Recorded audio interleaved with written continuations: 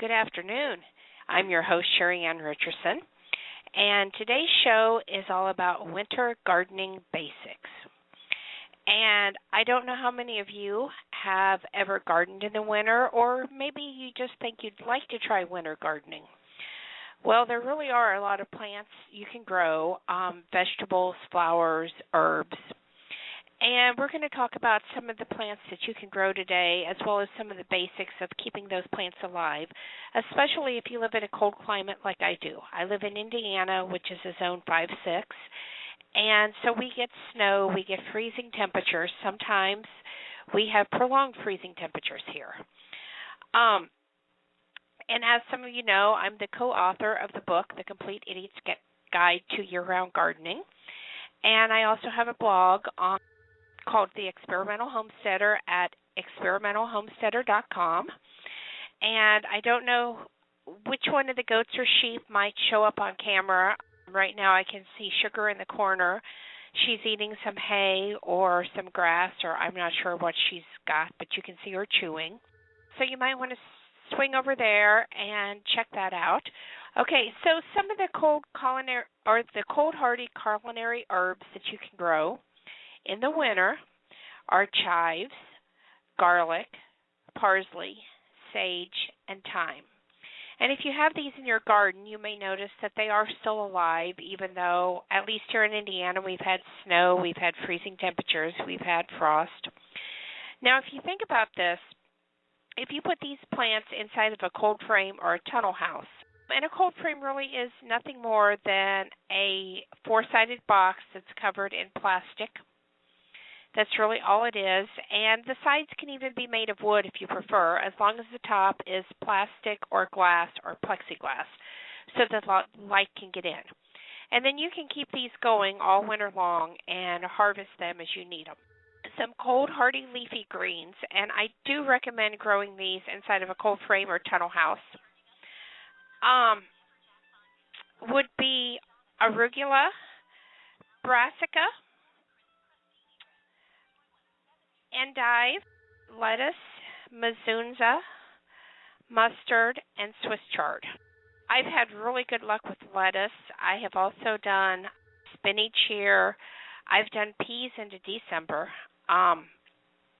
You want to make sure you get the snow peas that are used to the cooler temperatures, and you want to make sure you get those planted early in August, because if you don't, they may not make it.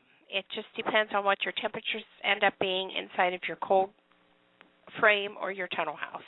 Another thing that you can do is mulch the roots a little bit with, say, straw, or you could use wood mulch if you wanted. You need to pay attention when you do this and keep an eye out for mice, because they will come in to your... We're having a few technical difficulties here, so I'm sorry if I seem a little bit distracted.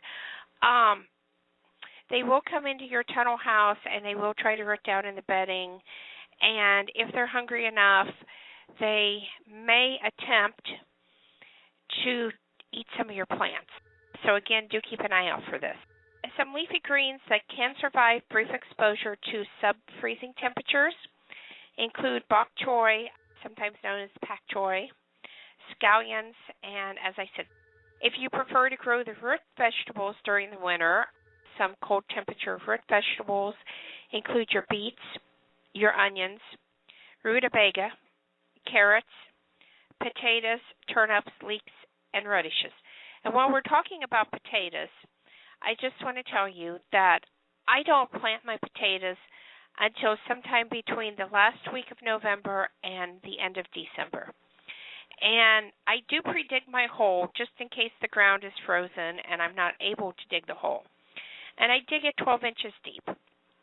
I fill the bottom 4 inches with bits of hay, bits of straw, leaves that I've collected from the yard, bits of grass that I've kept, maybe a little bit of compost, but not too much, because you mainly want the drier materials, the grassier type of materials.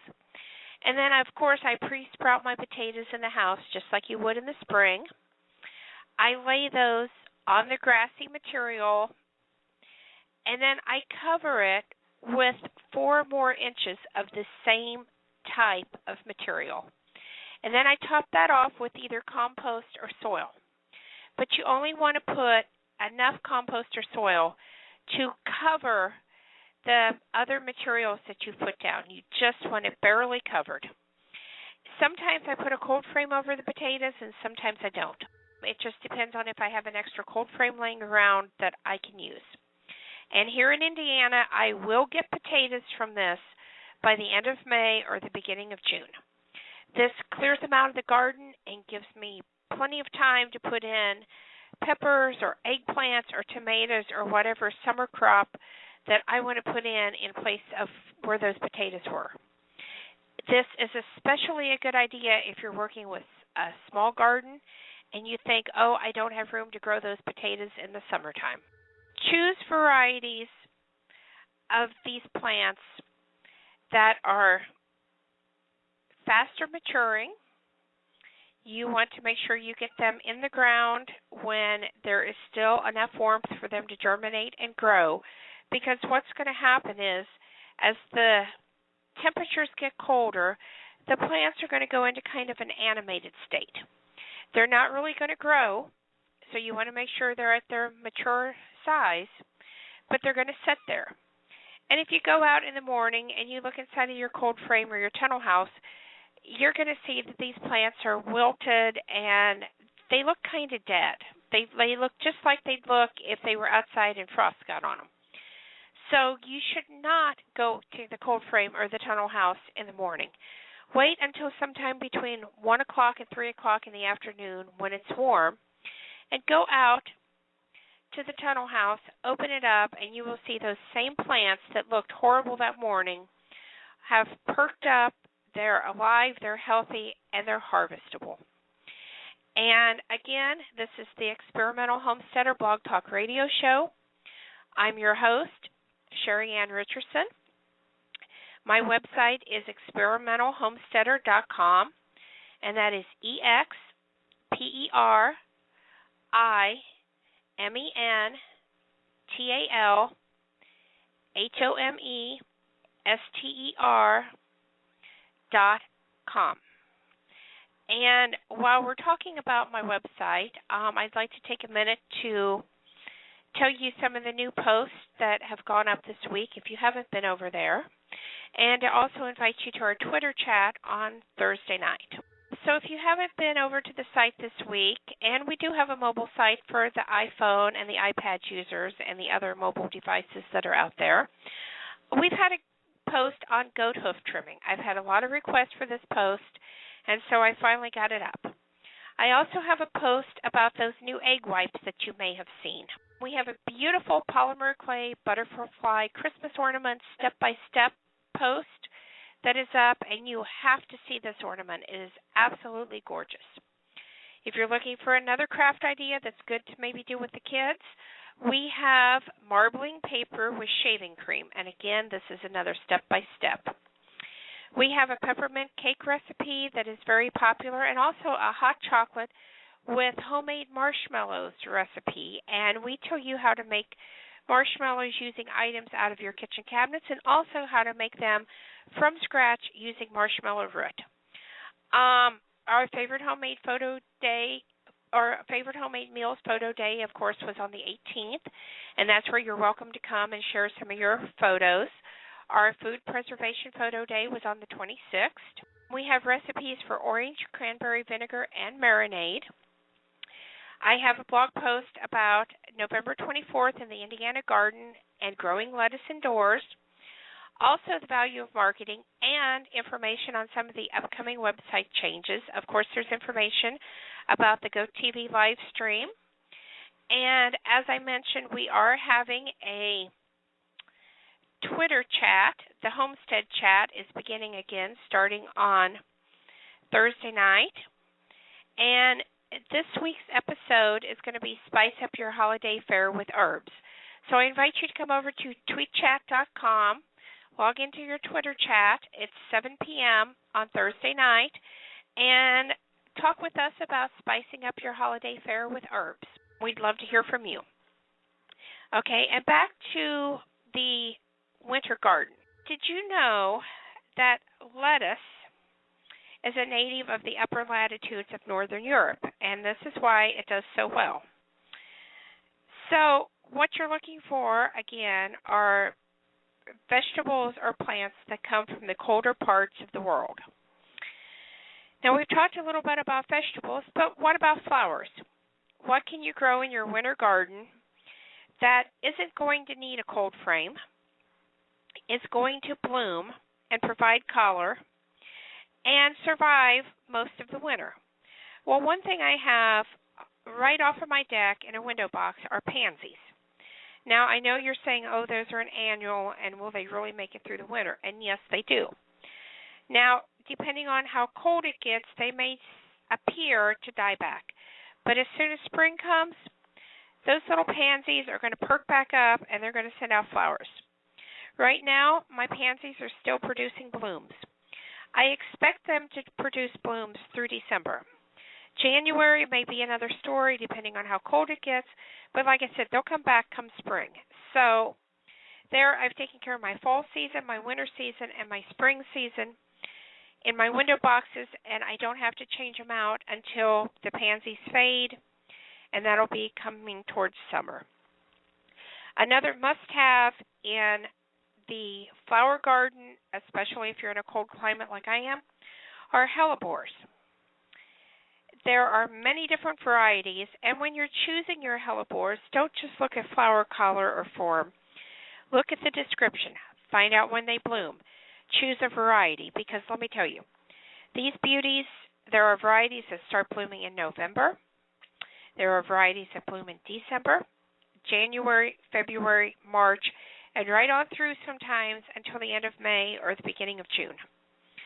So you want to pick a variety of hellebores so that you have blooms nonstop all winter long. You want to remember that it can take between 3 to 8 years for your hellebores to really put on a show. Now, that's not to say that they won't bloom before then, but that's to say before they really start growing, taking over the garden, dropping seed, producing babies, and really starting to create the display that you want. The exception to this would be if you plant them really thick, but I suggest you don't do that because when they start dropping seeds, you're going to be transplanting hellebores. Okay, another must-have for the winter garden in cold climates are witch hazels. Again, these are very slow-growing trees or bushes, if you will, but they also bloom December, January, February, sometimes November, March, April. Depends on the variety again. The little confetti-like flowers, and they are little flowers, but imagine this on a huge tree. It's going to create an effect. They come in yellows, they come in oranges, they come in reds. So again, you can get a lot of variety of color by choosing 3 or 4 different types. You can get a long bloom season. Not a fast grower, so if that's what you're looking for, then I would avoid the witch hazels, but if you want something that's slow growing and produces color, get them in your garden. Another winter favorite is holly. You know, if you're going to do any type of natural decorating, any type of flower arrangements during the winter, you want to get some hollies in your garden. One male will pollinate several females. But many of these plants are large, and so you need to give them room to grow and produce. My hollies have not been fast growing here, but they have produced berries reliably every year. Other plants that are still hanging on in the garden and will hang on for several more months are the lungworts. They're one of the first flowers in spring to bloom. They keep their color for quite a while through the winter, and I like to use them as edging plants in the garden because they are so colorful. Of course, we're talking shade gardening here, but the same thing with the hellebores. So there really is a lot of things that you can do. And you may be wondering, what else can you do? What can you do to maybe prolong some of those ornamental plants in your garden that you're not quite ready to let go? Well, one thing that you can do is buy yourself some row cover. Now, sometimes local stores will have it. You can definitely get it from Johnny's Seeds online. And you can go out and you can spread this row cover over your plants in the late evening right before the sun goes down. And use tomato cages or something to hold it. Use clothespins to clip it to the tomato cages. And this will protect your plants from light frost. You can go out the following morning and take it off. And this can kind of help extend, again, depending on how cold your temperatures actually are. There are a lot of plants that just don't lose their leaves that quick. Some of the magnolias, I still have some magnolias out there that still have leaves. And I also have some that are defoliated. So it just really depends on the variety and where you have them planted. Some of mine are under larger trees, and the reason I did this is because by the time the young trees grow, the larger trees may be needing to be removed. So I will have something to take that large tree's place, so I'm not losing everything, especially my shade plants. So again, look around your neighborhood and see what's out there. So cold frames, I've had some cold frames that like little umbrellas. You just shove them in the ground after you pop them up, and they're going to protect your plants. If you're dealing with cold hardy tropicals, and some of you are, you may have Christmas lights strung around them to help keep them warm. You may have used some pine needle mulch, 3, 4, 6 inches thick, to help protect those root systems. And, of course, you would have those under a cold frame. So there really is a lot of things that you can do to keep your garden going into winter. And, again, this is the Experimental Homesteader Blog Talk Radio Show. I'm your host, Sheri Ann Richerson. Our guest call-in line is 347-215-8604. I'd love to hear from you. I'd love to hear what is still growing in your garden. And I want to talk about some other ornamentals that may provide some winter interest. Your azaleas and your rhododendrons. Of course, you know you need acidic soil for these. Sometimes boxwoods, a lot of people use those as edgings in their garden. Some of the, especially leatherleaf viburnum, the unanimouses and the winter barberries, and evergreens. If you have room for evergreens, do plant them. Don't choose just the plain green ones. Look for some with the ornamental pine cones. I have seen purple pine cones. I have seen red pine cones.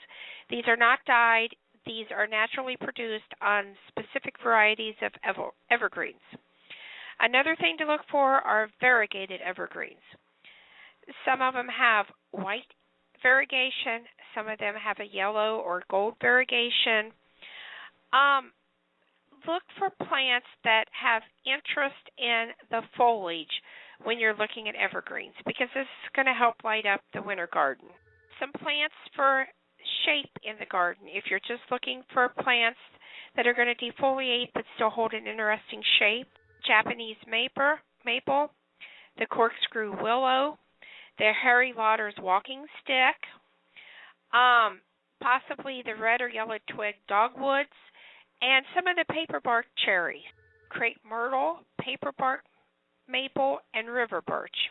And to take your winter garden on into the spring, don't forget about crocus and snowdrops. Snowdrops are one of the earliest blooming bulbs, often blooming when there's still snow on the ground. The same thing with crocus. And speaking of crocus, you may get a few fall blooming crocus as well that may bloom right into early November. So there are ways to transition this winter garden from summer and fall into winter, and then from winter back into spring.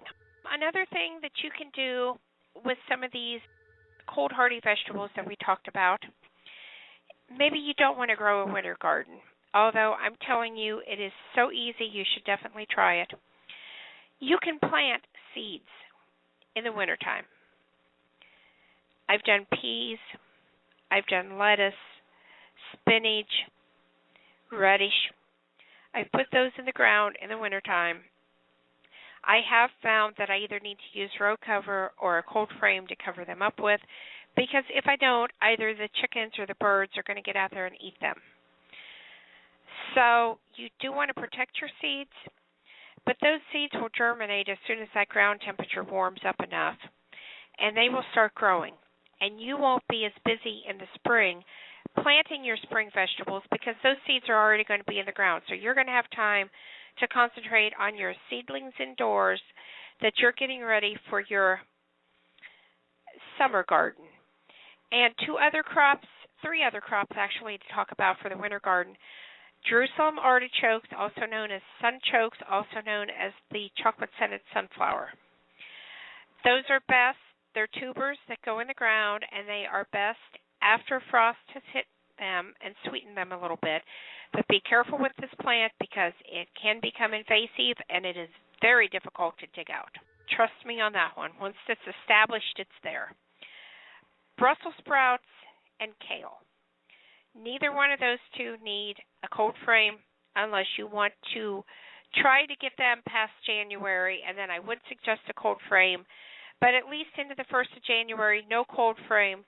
You want to let the frost hit both of those two because it is going to sweeten them. They are wonderful winter vegetables, and if you haven't tried them in your garden, you definitely should.